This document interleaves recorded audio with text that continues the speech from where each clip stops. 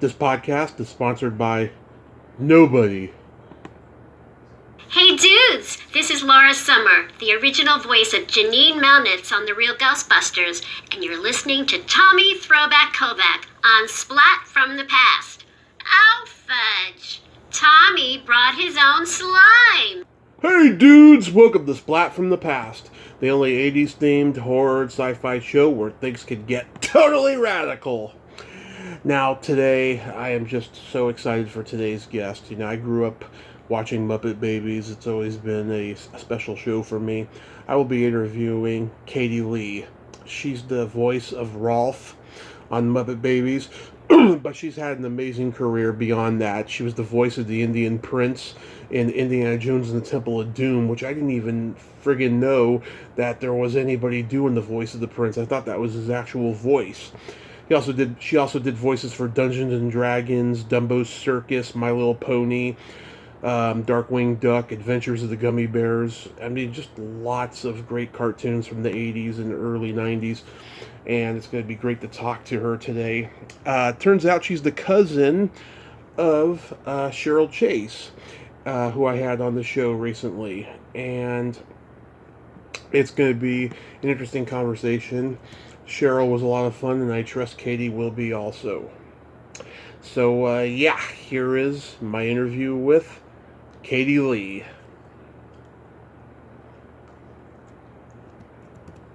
Hello. Hey, Katie, welcome to the show. How are you today? Hey, I'm great. Thanks for having me. What's going on? Oh, nothing much. Just another Labor Day, the anniversary of the first pregnant woman, as I say. Oh, maybe so. Yes, this is such a great honor. I cannot tell you how awesome this is. Thank you so much for taking the time today. Well, thank you for inviting me. It always surprises me that people want to talk to me, but I'm willing to share whatever I know. Awesome. So going back in time, did you gravitate toward animation and funny voices early on in your childhood? Well, I suppose I did. Not really consciously. It's what was on TV at the time, and I guess I just sort of have a knack for funny voices. Mm-hmm. Now you mentioned to me in Messenger that another guest of mine, Cheryl Chase, is your cousin. Well, she's actually my stepmother's first cousin. Oh, okay. Yeah, so we're cut like she would be like my second cousin, yeah. So you two grew up together and you both shared a love for animation? Well, we didn't grow up together. Sherry's from New Jersey. Mm-hmm. And we would see her when she would come to visit California. Right. And that's how I met her. Probably we were about 10 years old. 10. Or 8 when I first met her, something like that. And, 8 or 10. And then, I'd see her occasionally. We're the exact same age. I'm just like 9 days older than she is. Wow. And, and then after she went to college, she moved to California because she wanted to do animation, voices. So, excuse me, we ended up having the same agent, actually. Huh. I don't know if I introduced her to them or not, because I was doing it first. Wow. So, yeah, I mean, you two don't look anything alike, but you both sound alike. I mean, you could tell that you two are cousins, No, we're not related by blood. It's just a coincidence. Right. What cartoons did you enjoy growing up? Oh, I loved Rocky and Bullwinkle and Mighty Mouse and Beanie and Cecil. Right. Yeah, those are some of my favorites. And everybody watched the Flintstones back then, too, Flintstones. Jetsons. Jetsons. Quick Draw McGraw, Yogi Bear. Right, all those. Uh-huh. Did you like Tennessee Tuxedo? Oh, yeah. Classic. The Ant and the Aardvark. That I don't remember. That was from the same people who were doing the Pink Panther and the Inspector. Those cartoons. No, I'm not that familiar with that one. Yeah, John Biner. He was doing Jackie Mason's voice for the Aardvark, and he was doing Dean Martin's voice for the Ant. Oh, how fun. Yeah, I actually talked to him last year about it. No kidding. That's great. Yeah, good man, and he has a great book out too. Cool. So did you act in school plays? Nope. Nope. I didn't have a background. I wasn't really interested in theater or plays when I was in school. I was interested more in the equipment. I was the AV monitor in school. I was the one. We didn't have, internet or Netflix or anything. If a teacher wanted to show a film, it was a film strip, and or a movie. So you'd have to order it to be played in class, and whoever was an AV monitor would roll the camera into the classroom and thread the film and play it. And then I think then we started getting VCRs. So yeah, that was my job. So I was doing that. Were you in the audio and visual club? Nope, I wasn't in any club. I think I did like talking. I like the technical stuff, and I like talking. I actually also ran the switchboard at school in high school, which was like, if you remember Laugh-In and Lily Tomlin's character. Of course. She ran the switchboard. Well, that's what we had in our high school, where the phone would ring, you plug in the cord, they'd ask who to be connected to, you take another cord and plug it into that port. And I had fun doing that. Oh, that's and awesome. And I kept score for the track team. That's what I did. Oh, kept score? You had like an electric board? No, I think it was just on paper. You had to write down. It was the old days. Yeah. they have to teach you, how to keep score and all of that? Oh, yeah. Yeah. Well, because my boyfriend was on the track team, so it got me into all the meets, Right. I threw shot put and discus on my high school track team. Oh, cool. Yeah, no, I really didn't, I didn't think I wanted to be in the arts, per se. I was more thinking I was going to be a secretary when I grew up. But then people commented about my voice when I got out of high school, and I thought, well, maybe I'll try doing some voiceover to make extra money, and then it became a career. Wow. And you were born and raised in Carmel? No, I was born in Carmel, but I was raised in San Fernando Valley. Oh, okay. So your parents made your way up to L.A. after you were born. Mm-hmm. Yeah, my dad actually there was an army base in Carmel. So I was born at the army base. Nice. So you're a military brat in a way.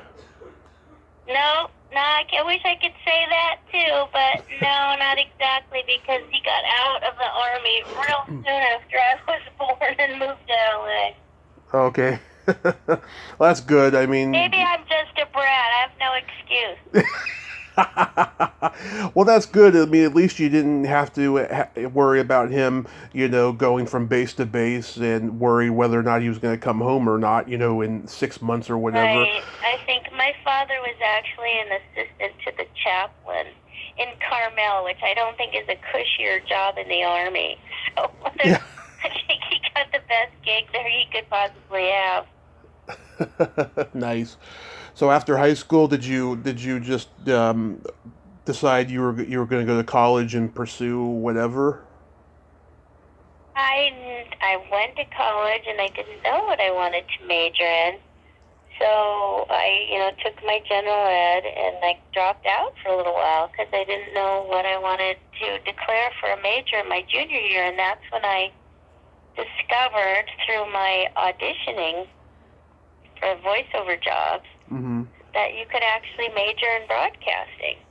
And because someone who was was auditioning me for a gig, I asked her how she got her job, and she told me she had a degree in broadcasting. And I was like, "You're kidding! You can get a degree in that? That sounds..." At first, I wanted linguistics, but I didn't know what I would do with a linguistics degree, so I didn't pursue that. But then when she told me about broadcasting, and I was living in San Francisco at the time, and San Francisco State was where they had the broadcast communication art major, and I said, "Oh, well, that's it. That sounds like fun to me. I will major in broadcasting." So I went back to school and got my degree in broadcasting. Wow, I'm born and raised in San Francisco, and I love hearing when people tell me that they lived there back when San Francisco was actually good. Now it's just a cesspool. Well, I was there a couple of years ago for an audition, but yeah, I really love the city a lot. Did you take voiceover classes? Well, we had a couple classes kind of as part of the major, but it was announcing, announcing for television and radio. It was a pretty old school department. I don't think they were very current. And in fact, my television announcing teacher, he told me I would never ever get a job I would never be hired in this industry unless I learned to change my voice. So after I moved to LA and I got booked at my first cartoon at Hanna-Barbera, I took a picture and sent it to him. I said, "Look, I'm working." And then he added a chapter to his textbook of character voices because he didn't even conceive that we could be that was, well, because it's not exactly broadcasting, I guess, or announcing, but he added a chapter in his book or a paragraph with my picture saying, "Here's something else you can do with your voice." So I didn't learn a lot in college, and I didn't really take any voiceover lessons, to tell you the truth. I just sat in on one class, I guess, that Lucille Bliss used to teach voiceover in San Francisco. And I audited her last class of a group of classes she had done, and then after I sat in, I asked her if she would help me make a demo, and I never even studied with her really, but she helped me put together a demo, and that's how I got started. Wow. I don't know if you know Samantha Paris. I talked to her last year. She took like the earliest voiceover classes, and now she runs a hugely successful studio in San Francisco. Yeah, I know who she is. Yeah, it's crazy how I mean. Well, she was in LA. She was maybe a little bit ahead of me. I remember when she started, when she was working, and people would tell me that our voices were similar. She started in LA and then moved up to Sausalito. Yes. She was in LA for a while. She was on the Highway to Heaven and a couple of shows, and then when the on-camera stuff dried up, that's when she got heavily into the voiceover stuff full time, Mhm. Yeah, she's very successful up there. She sure is. So getting into your credits, I was looking on your IMDb. I could not believe you overdubbed the little boy's voice in Indiana Jones and the Temple of Doom, the Indian. Yes, I Prince? did, the Maharaja. Yeah. Yes. I, too, have heard the rumors of the Thuggy cult. I can assure you it will never happen again in my kingdom.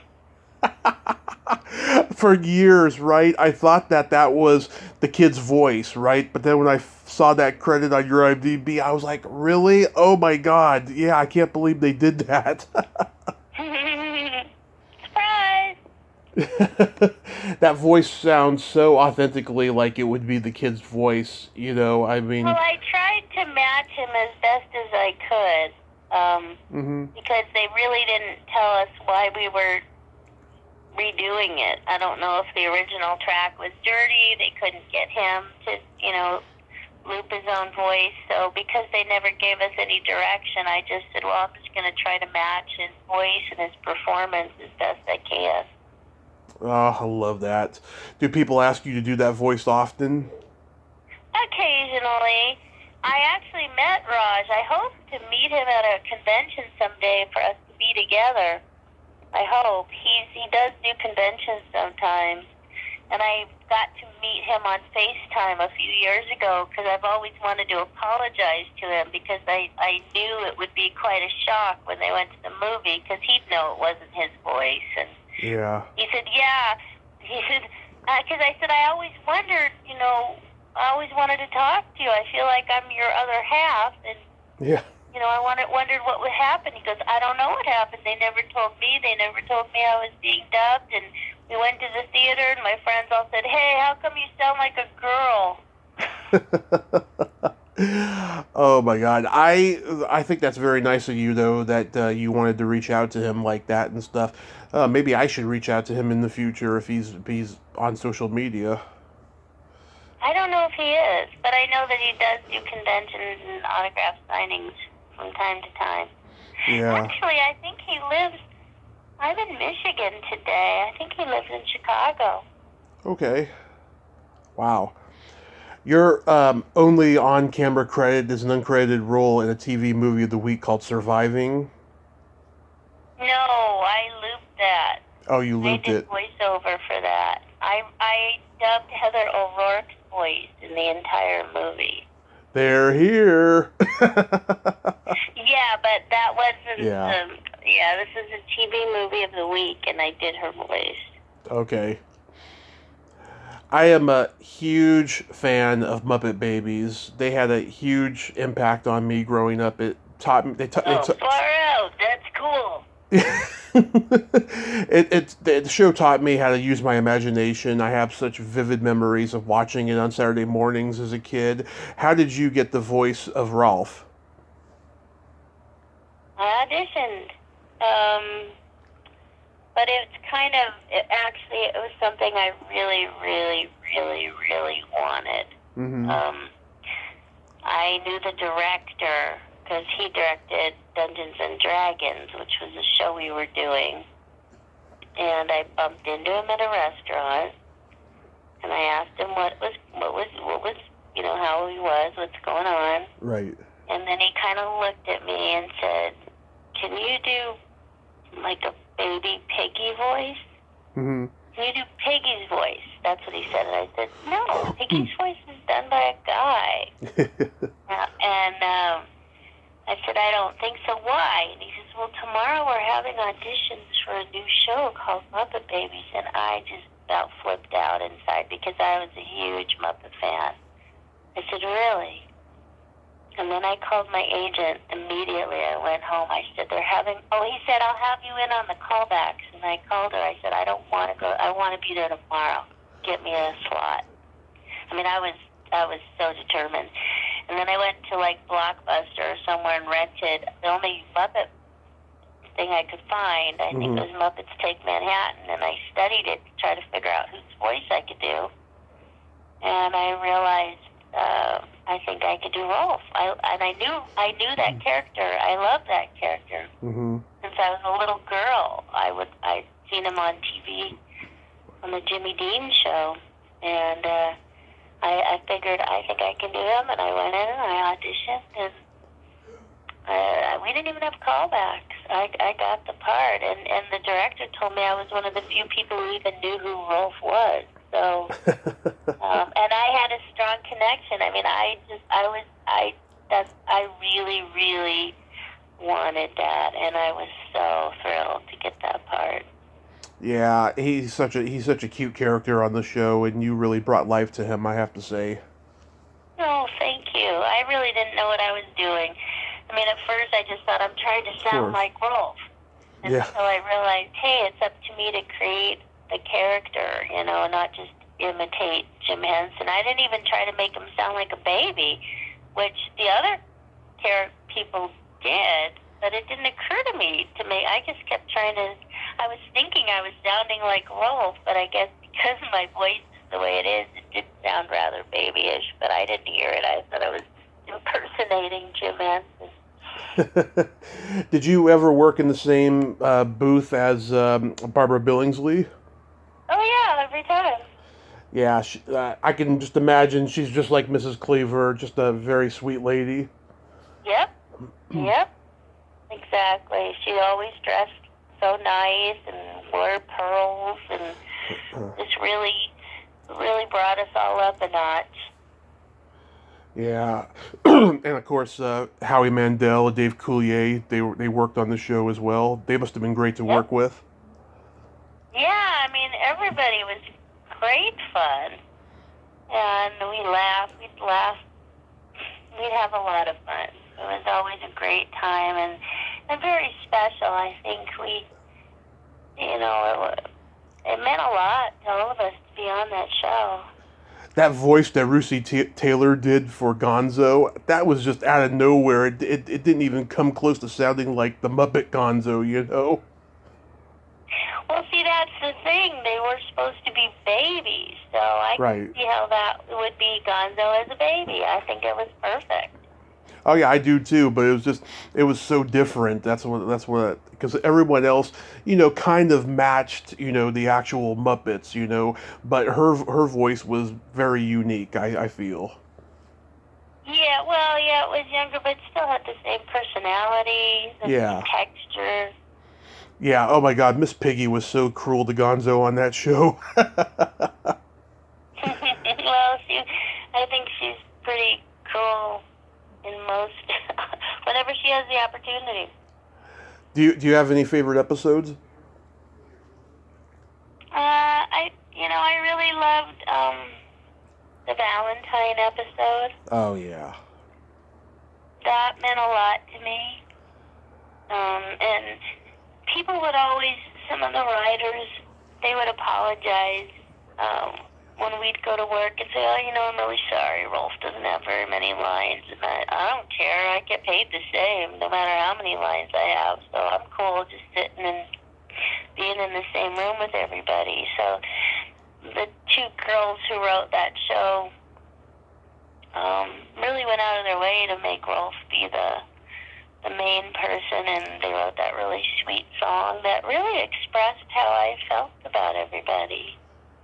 Yeah, I love when Scooter has a cold and they go into his system through his belly button, with the microscope. Yeah, that one. I love the Imaginary Friend episode where you see Fozzie in the Gold Rush with Charlie Chaplin. Well, it was a very, very creative episode, very different for their time. There wasn't anything else like that show. Yeah, I remember when Rolf was playing piano and creating a cartoon with the notes and everything. That was so cool. I like that. And of course, people always talk about the Star Wars episode because, Jim was friends with George Lucas, so naturally they were going to reference Star Wars and Indiana Jones on the show, Yeah, I mean, we had a great time with all that stuff. I think I was Obi Rolf Kenobi. Yeah, I remember that. Did you work on the Alvin and the Chipmunks? I did 1 or 2 episodes. I did one. I was like their cousin from Australia. Mm-hmm. Just a guest appearance. Yeah, I love that version of Alvin and the Chipmunks the most. It was so much more hip for the 80s than the one in the late 50s was. Well, I'm a child of the 50s, so those are my chipmunks. Yeah, that's okay. How about Dungeons and Dragons? What a great character Sheila the Thief was. That's what I keep hearing. You don't really know the impact the show has on little kids till they grow up, and if you live long enough to hear from them. It's a show that meant a lot to a lot of people, and it just blows me away. Did you ever realize that Frank Welker's voice of that unicorn is actually Slimer on the real Ghostbusters? What do you mean? The same, the same voice, Oh yeah, he finds different ways to use his talents in different opportunities. Yeah. Oh yeah, I worked on both those shows. Oh yeah, I talked to Laura Summer, who was the first Janine. I actually used her plug at the beginning of this episode, and she's a great lady. She's not bitter at all about the fact that they let her go after that first season. No, she's a great lady. What did she do? She did the voice of Janine on the real Ghostbusters. Oh. The first season or so. Yeah. Well, that's the thing. You see, people don't realize that. Even when you get cast in a cartoon show, there's no guarantees. We have what are called day player contracts. Right. And we have a contract for the day. And there's no guarantee that you'll come back. I mean, there's no obligation for the production companies to keep you in the show. We basically get let go every day. It's like at will. Yeah. Yeah. Fired every day, I'd say. I mean, you just don't know that it's not like, you have a contract for 26 episodes or something. I've never heard of that in my life. Yeah. And then you did Dumbo's Circus. How was that project? Oh, that was terrific because I got to play the lead. I was Dumbo's voice. Yeah. And I went in to audition for the cat, and when I was there, the producer said, "Wait a minute. Could you read Dumbo for me?" And I was like, sure. I was pretty new to the business then, so I was, that was pretty exciting to be asked to read for Dumbo, and then I got cast, and that was spectacular. Really lucked out. Yeah, I think I talked to Sharon Barrett about it a couple of years ago. Oh, you did? Yeah. You interviewed her? I did, yes. Her manager is a very dear friend of mine. No kidding. Wow, that's great. How is she doing? She's great. She lives in Las Vegas. She's mostly retired, but she does the convention circuit whenever asked. Oh. And she's just a wonderful lady. Wonderful. Yeah, I think the Disney Channel didn't know what to do. Maybe you should say what role she played. What role? Well, she was Lionel, right? Wasn't she inside of Lionel on Dumbo Circus? I believe so, yes. Yeah, because there were people wearing costumes, and we did the voices, but they matched. The costumes had puppet heads or animatronic heads. I know that was a very groundbreaking show, and I just don't think the Disney Channel knew what to do with it. Yeah, I mean, it was similar to Welcome to Pooh Corner. Yeah, I don't know. I guess it ran for like 17 years, though, Will Ryan tells it. By the way, Will Ryan and I have a YouTube show called Tell You Later. Oh, I did not know that. Oh, yeah, I want to see that. TELLYALATER, Tell Ya Later. It's on YouTube, and he and I just talk about all this kind of stuff because we work together on many, many projects. We've worked together for 40 years. We've been 34 years on Adventures in Odyssey, which is a radio program. Mm-hmm. I've played the same character, Connie Kendall, for 34 years on that. Nice. He and I worked on Dumbo Circus together. He was Barnaby the dog, and then we worked on Gummy Bears together, and many different movies and TV shows, and he's a good friend, so now we have our YouTube show, so people get to hear us talk about this kind of stuff every week. Oh, I'm going to check that out. I love that. That's awesome. You're my third guest from My Little Pony. I've talked to Michael Bell and Sarah Partridge. Did you work with them a lot? Yeah, I worked with Michael a lot. Will Ryan was also on My Little Pony, did a few voices occasionally. Yeah, we worked on Little People. There were some Little People videos Michael Bell was on. Yeah. That was them. And, after I moved to Hollywood, I will say I did take a voiceover class from Michael Bell. I did do that. I forgot. I didn't do it before I started, but after I started, I did. Nice. Yeah, I talked to Sarah again just about a week ago or so. She's doing her first Comic-Con in November, and I asked her if anybody from My Little Pony is going to be there. She said she didn't know, but she's excited to be doing her first convention. Oh, who booked her? What was her biggest, is she going because of My Little Pony? Yeah, because of My Little Pony. Yeah, it's a... No kidding. Do you know what convention it is? I think it's in Nashville or something like that. Oh, that's great. Yeah. Good. I want to say it's Nashville. Hmm. Then... Trying to remember what pony she did. Yeah, let me look it up. But then you did the Adventures of the Gummy Bears. How was working with Lorenzo Music? Great. I mean, people don't know a lot about him, but he is an amazing writer and producer and musician too. Very, very smart man. Yeah, he was funny.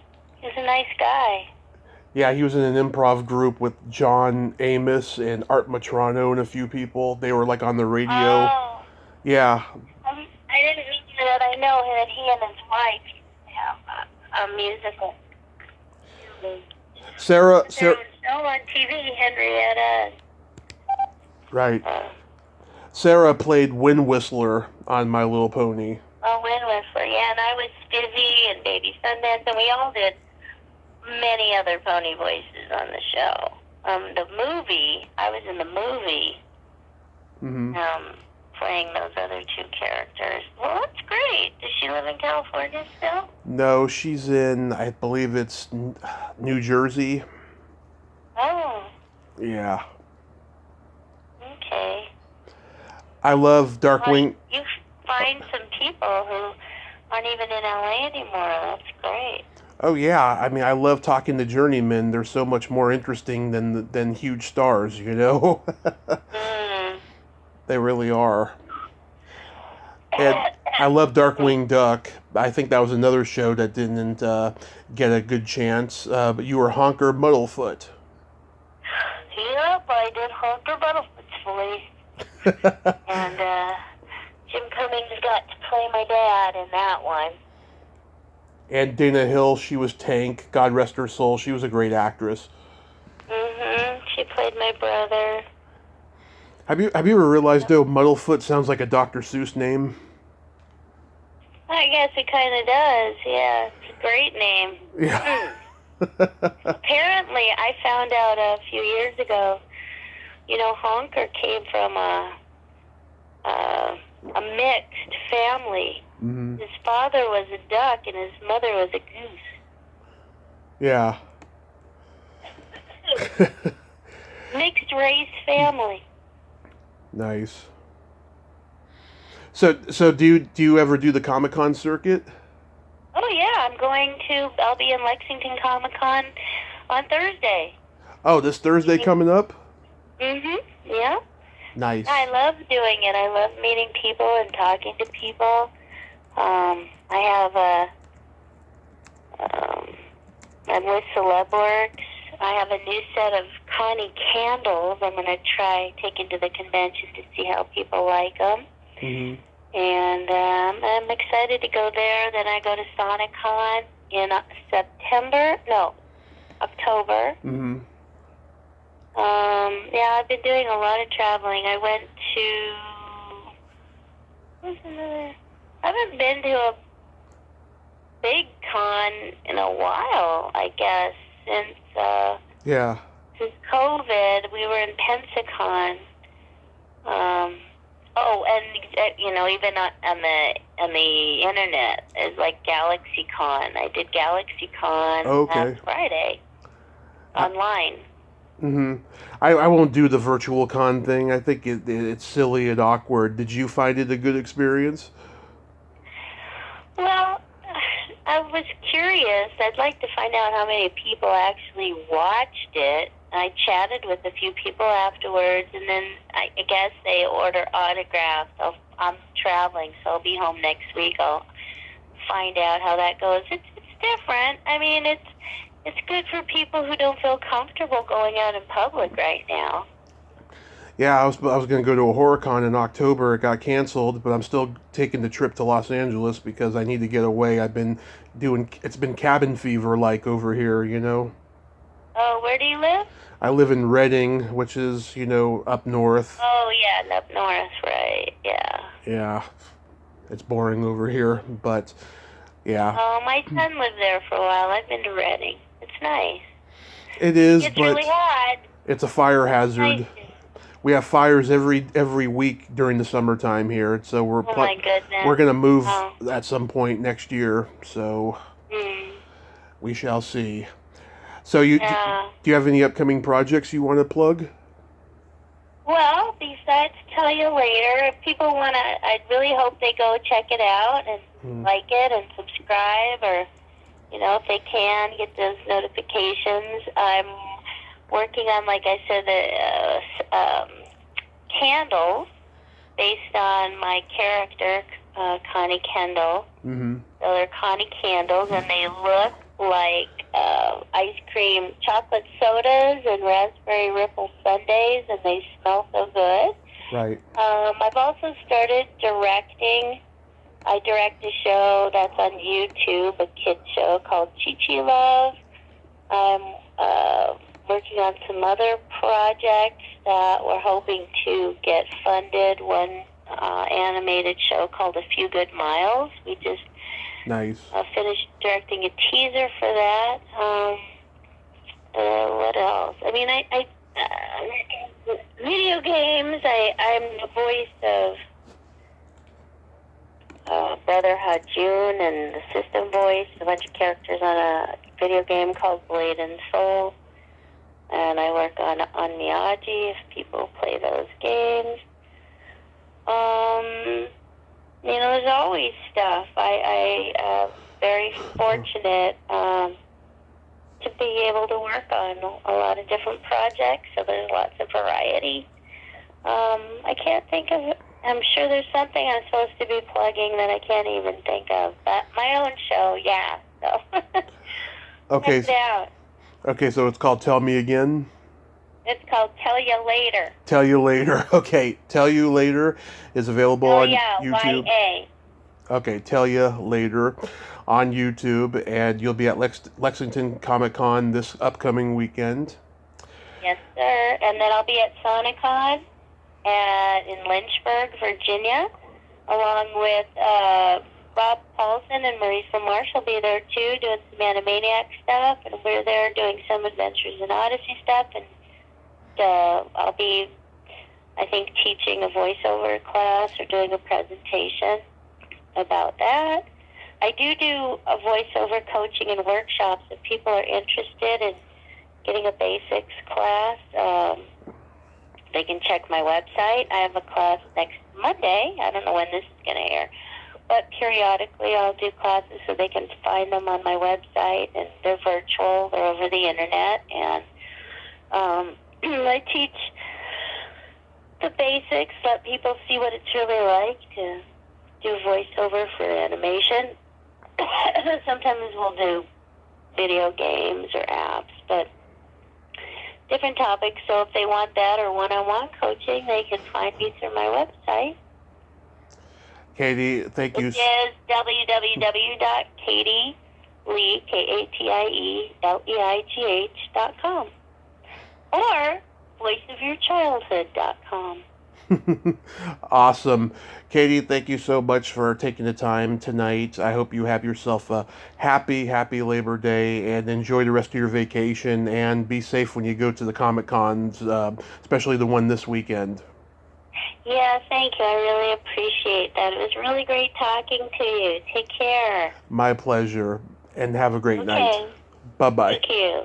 Bye-bye. Well, there you have it. Katie Leigh. Ain't she a sweetheart? Ah, what a sweet, humble lady. She loves entertaining the kids with these cartoons. Well, until next time, this is Tommy Throwback Kovac saying there's no shame in living in the past because the present sucks. Later, dudes.